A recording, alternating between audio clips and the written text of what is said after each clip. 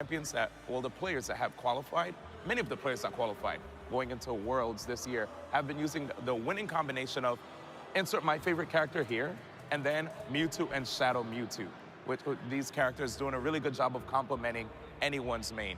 You know, now going into, of course, VGC, do you see any returning champions that will be coming back?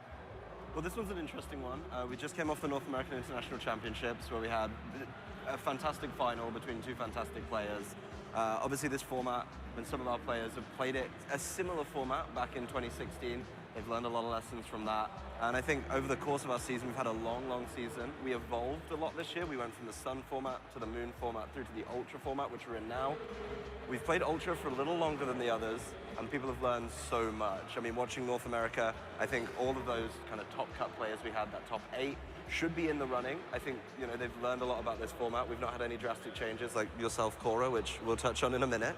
But, you know, we've learned a lot, and these players can take things from previous years. So I think people have made some adaptations. There's some Pokemon people haven't bought that are being discussed. People have tried to keep it under the radar, but it's still being talked about. And I think we're in for a good tournament. I think somebody's going to come up with a big surprise and push into our top 8. But I think there's going to be some really well-played teams that we've seen before just keep those spots as well. Oh, sick. Okay. Now, going into like the TCG atmosphere as well, how do you think things will play out looking at Worlds here?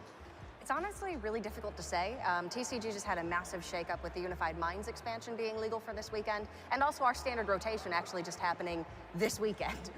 So we have a lot of unknowns, I guess you can say, out in the field this weekend. We have, of course, the best players in the world. We have returning champion Robin Schultz from last year. We have Diego Casaraga, the champion of the 2017 Masters division for the Pokemon trading card game, as well as back-to-back North American International champion Stefan Ivanov is going to be making an appearance this weekend. So lots of very talented players who now we're going to sort of be testing their innovative skills. You know, how well can they deck build very early on in a new meta, because we have a new expansion and we're losing a lot of the favorite cards from the old meta. We're losing Zoroark GX, Tapu Lele GX, Marshadow with that really powerful Let Loose ability, as well as just some powerful items and supporters. So we're going to be going from Ultra Prism onward now, but that means we're losing a lot of really powerful expansions and really powerful Pokemon. But of course, we're also gaining some very powerful Tag Team GX Pokemon from the Unified Minds expansion. So it's really exciting to have so much fresh, I guess, meta in a World Championship and so much possibility with these players, because when you have the best players in the world, you know they're going to surprise you, and you know they're going to come up with something really fantastic. So I'm very excited because we're guaranteed to have a new championship deck this year, and it's just a question of, I mean, what's it going to be? Oh, yeah, absolutely. I agree with you, Cora. You know, looking at the players that have qualified, that have won Worlds for Pokemon Tournament, we never had a repeat winner, right? We did have 2 from the same region. In 2015 and 2016, we did have representatives from Japan, Potechi and Tono-sama winning.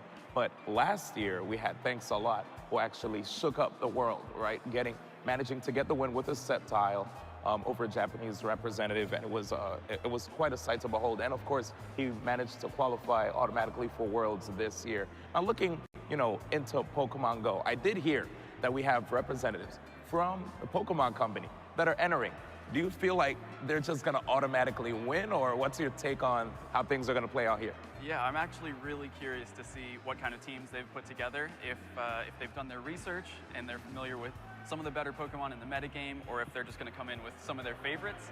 I know there are plenty of Pokemon that are going to be very popular choices for today's competition, and of course this is much of the world's first look at competitive Pokemon Go PvP. So a lot of the Pokemon to look out for are going to be things like Azumarill, Bastiodon, Deoxys Defense Form, Skarmory, Altaria. These Pokemon should make repeat appearances across teams, and if Masuda-san and Morimoto-san have done their research, they'll probably be running a few of those as well. Now, you know, of course, competition is one thing that we always enjoy. As I, you know, come from the fighting game community, I'm a big fan of Pokemon Tournament, but I also appreciate, of course, the wonderful world of Pokemon and all the different competitions that are here. But what are some of the things that you, if you were a non-competitor, would be looking forward to if you were here at Worlds? Before I say my pick, what are you guys looking forward to trying out here at the venue? There is so much to do. This is like the ultimate celebration of Pokemon. It rolls around once a year. You know, we get excited because we've got a lot of international tournaments now. We see these players, but it is the best of the best in all games. All the games we have are just fantastic. You know, I watch a little bit of everyone's game. I'm excited to watch you guys in Pokemon Go as well and see